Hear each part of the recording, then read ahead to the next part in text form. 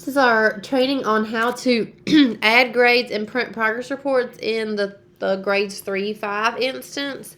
If you would like a copy or to join me on this presentation, you can go to bit.ly/ccspr24. This will get you to this presentation with me. So we're going to first talk about adding grades. When you first get into Infinite Campus and you press menu, you press instruction and teaching center. This is where you'll get. This is your happy place. This is where you would add, do attendance for your kids, add assignments, add grades. We're going to go into this Math 2 course. And notice it has a couple sections. We're going to click into one of our sections. And we're going to be taken to this page. This is your this is the classroom tab. These are a list of all of your assignments. And if you want to get to your standard column grade book, you're going to press grades right here. So this is what you're going to see when you get into a grade book. So grades, grade book. Notice you have this big area here of waiting for you to post your grades. That's right at progress reports is the only time you can actually post. Right at report cards is when you will post grades. This is your percentages of your in progress. So here's your 3 categories. Here's how the kid's doing in these categories.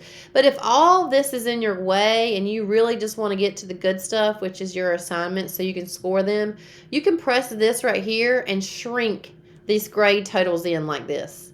So if you press it again, it'll pop it back out. You press it, shrink it in. So now you can just see your columns and where to put in your grades. If you want to add a column, you're going to press this add button here. Make sure you're in the right quarter. You're pressing add. And you get this screen where you are going to put in the title of your assignment. This is limited to 50 characters. So you get 50 letters here. You can put a summary if you would like to. You don't have to. This is the date of when it happened. This is that it's visible to the class. So you could pre-add in columns. And if you don't want your kids to see that column, you can turn this off. And it's going to give you a random abbreviation. It is very limited with characters. I would say maybe 5 or 6 tops. And this is telling you where it's going to be in the grade book. But so give it a little abbreviation, but you can hover over it later and see all the information you need. And then pick your category. The district has mandated categories. Yours have been pushed into your grade book by this point. When you click here, you'll see a drop down and pick those. Term grade is what you're looking for. For what type of task is this? This is a grade going into your term.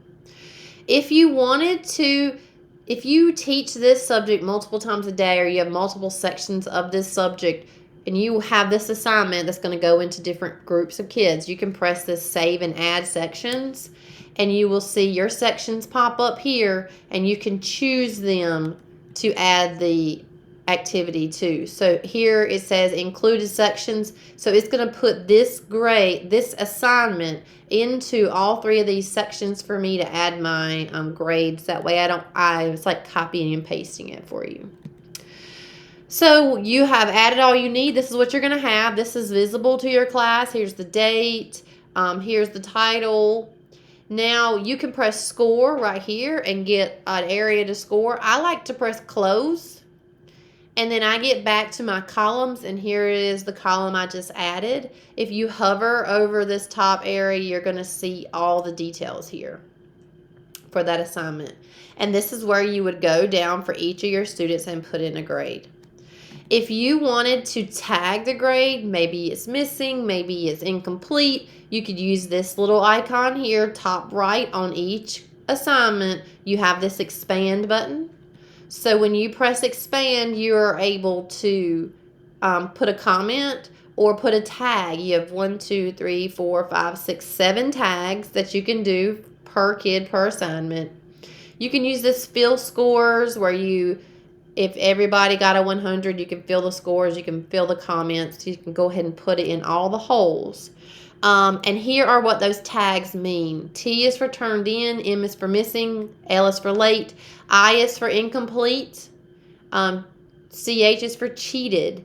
If you mark something cheated, it's going to put in a 0, and you can't give them a grade until you take cheated off. So keep in mind that. X is for exempt. We're exempting them. Maybe they transferred in late and we need to exempt them. Maybe we did a passion project and that group didn't do this project. We would exempt them. Or we could drop a grade. We could say, kid wasn't having his best day for whatever reason, I'm going to drop. And all this lives in this expand icon here. So make sure you are saving very, very, very often. The first time you forget to save, you're going to remember the rest of them because it's just work that you are going to have to go back and do again. Now let's talk about printing progress reports. This is for Q1 progress reports. Some of this information could change before Q2, but this is what's going on right now. Homeroom teachers are going to print the progress reports for students. So if I teach 5th grade and I share my students with another teachers, I'm just printing for my homeroom, and all their subjects are going to be on this one report. So science will have an average, ELA will have an average, math will have an average, etc. All of your scheduled courses will feed in here. It's going to be a one-pager. It's going to look a lot like a report card, but it's going to say progress reports.